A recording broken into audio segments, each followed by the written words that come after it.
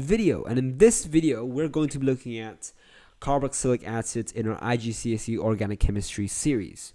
So carboxylic acids are just another type of organic molecules in IGCSE chemistry, and they are just another type of homologous series. They are inherently acids, and just like how we analyzed and studied organic molecules, we're going to be looking at carboxylic acids groups with special regard to its functional group. And this functional group of the carboxylic acids is known as the carboxyl functional group, and it is responsible for the reactions and the properties of the carboxylic acid. Okay, and this carboxyl functional group is the COOH group that I've highlighted here. It consists of 2 oxygen atoms and a hydrogen atom, and all of them are bonded to a carbon atom. So these 2 oxygen atoms are bonded together differently in that one oxygen atom is double bonded to a carbon atom, and another oxygen atom is bonded via a OH group to that same carbon atom. Okay, so let's look at the general formula for this type of organic molecule. So it's I've isolated the COOH functional group separately in this general formula, so it's much clearer. So as a result, the general formula is Cn-1 H2n plus 1 COOH, whereby n is the number of carbon molecules, and COOH is again identified separately. And just like any other organic molecule, the name of the molecule is based on the number of carbons within that molecule. So we have methanoic acid of 1 and butanoic acid of 4, for example. And just like any other organic molecule, there are versions of it, such as branches, multiple branches. So in this case, we have a methyl branch attached to a main carbon chain of a propanoic acid molecule. So we have the name of this molecule as methyl propanoic acid.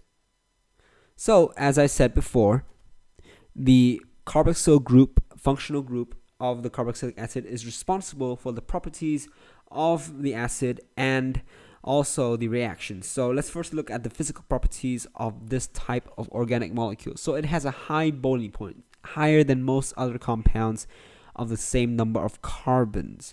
So this is generally responsible. What is generally responsible for this is the hydrogen bonding, which you will learn later at A level. Okay, and that's responsible for the high boiling point that keeps these molecules together. In addition, they're also very soluble, and this is also due to hydrogen bonding, which is responsible for its solubility, specifically in water. But this solubility does decrease with size, or in other words, the carbon length or the number of carbons, or just generally the molecular mass of this molecule. Okay, so this functional carboxyl group is also responsible for the reactions of carboxylic acids, and the types of reactions that the carboxylic acid can undergo predominantly is, first of all, acid reactions. They are acids inherently, as implied by their name, and another type of reaction known as esterification. Okay, so let's first look at the first type of reaction known as the acid reaction. So carboxylic acids are inherently acids. They are very weak acids, however. They only partially dissociate into ions. Okay, so that results in a pH of less than 7. So nothing compared to the very low pHs of acids such as strong acids such as hydrochloric acid or sulfuric acid. So in other words, they only partially dissociate into ions. So we have this on top, the carboxylic acid molecule, and they only very partially dissociate, as implied by the equilibrium icon, which shows that there are 2 possible states in which this carboxylic acid can exist. So as a full molecule, or dissociate into a negative, in this case, ethanoate ion, and a positive hydrogen ion. Okay, so that just shows the partial dissociation of this organic molecule. So acid reactions. What kind of acid reactions do they can take place? So carboxylic acids can undergo the same types of acid reactions as pretty much any particular acid. Okay, so in this case, we have an acid reaction of ethanoic acid and a metal, so in this case potassium, and as a result the product that is produced is potassium ethanoate, whereby the negative ethanoate ion from the ethanoic acid combines with the positive potassium ion, and that forms the potassium ethanoate substance, and also produces hydrogen. Okay, and it can also undergo other types of acid reactions like a normal acid, such as reacting with bases such as oxides to form a salt and water.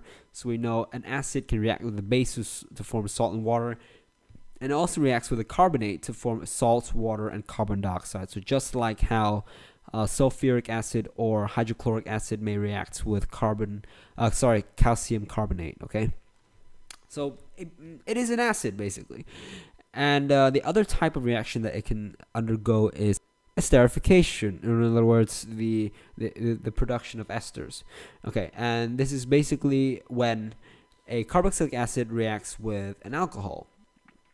So the product of this reaction is an ester that basically has attributes from both the ethanoic acid and the alcohol. So this type of ester gets the carbon chains from both the ethanoic acid and the alcohol, whereby this name is propyl ethanoate. Why propyl? Propyl comes from the number of carbons from the alcohol side, and ethanoate comes from the number of carbons on the ethanoic acid side. Okay, so what happens in this reaction is that from the carboxylic acid, an OH group is removed, and from the alcohol, a H group is removed. So as a result, what is left will combine with each other to form an ester of propyl ethanoate, and the what is removed is combined with each other to form water. Okay, so when a carboxylic acid reacts with an alcohol, it produces an ester and a water, and ester is that type of combined molecule shown there. Okay, and an ester contains a COO functional group as highlighted there. So this is another type of organic molecule, and they're very easily identified by their, they smell very good. Okay, so esters are used prominently as perfumes, or they can be used as solvents. Okay, so I've covered carboxylic acids, the theory, and types of reactions they undergo, the products,